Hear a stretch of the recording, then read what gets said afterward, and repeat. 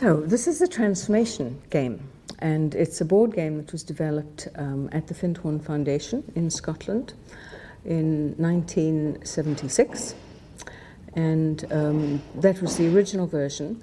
This version was developed later and came out onto the market as it really provides people with a way of exploring and understanding and transforming key issues in their life. Those could be problems or challenges that they're having, or they could be new directions that they want to explore, or dreams or visions that they want to actualize. People can bring all sorts of issues to the game. And the way it works, it offers people a playful but also quite a substantial way of exploring key issues in their life. And the way it's set up is that the game represents like a little mini lifetime. So people come in and they bring the issue that they're wanting to work with, and they talk about that with the facilitator, or they can play it just on their own. The facilitated version allows people to go into their issues in greater depth than just buying the game and playing it themselves. And so people come in with their issue and they share it with their co-players. And so it's a bit like, you know, just the idea is before life, you come in with an intention or a focus or a purpose for your little lifetime. And then you gather together all the resources that are going to help you achieve that intentional purpose. So everybody has what's called a personal unconscious envelope. And they put into that personal unconscious 3 different kinds of cards. One card deck is what's called the angel card deck. These are basically they're different qualities: balance, expectancy, peace. These are all, they're basically qualities that are real in our experience. So there'll be qualities that are going to help you with your intention or focus.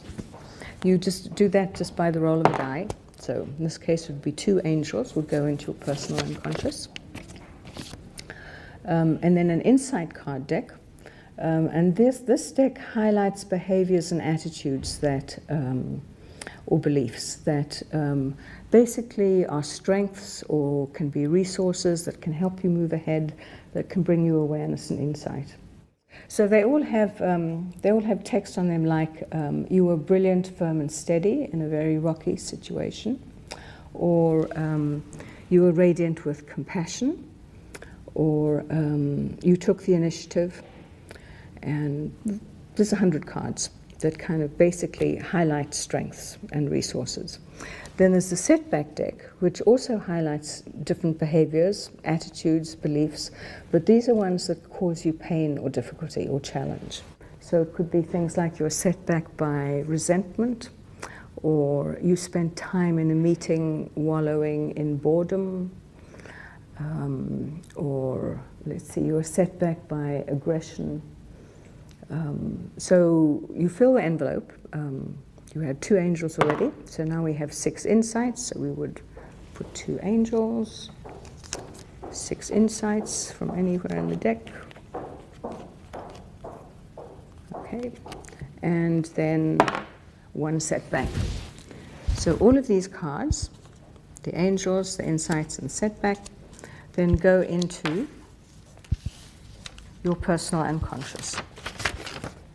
And then the purpose of the game is to have the contents of your unconscious become conscious in relation to your intention or issue.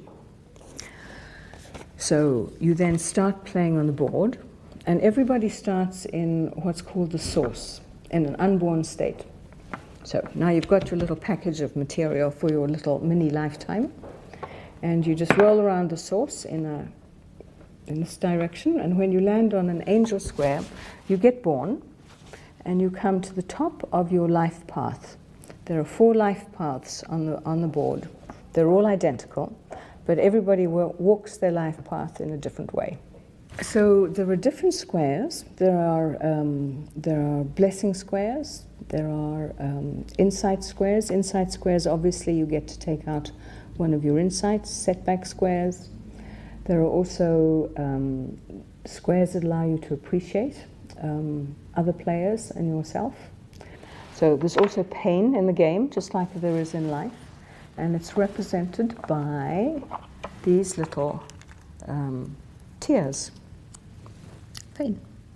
You move along the path, experiencing different squares, and moving through different levels. There's the physical level, which I've showed you, the emotional level, the mental level, and the spiritual level. And when you've completed all 4 levels and emptied the contents of your unconscious, you're conscious about everything that's in here, your game is complete. The game doesn't tell people what to do, but through interacting with it, through interacting with the cards and the processes and the squares, and actually also with the other players who also have perspectives and suggestions and support to offer.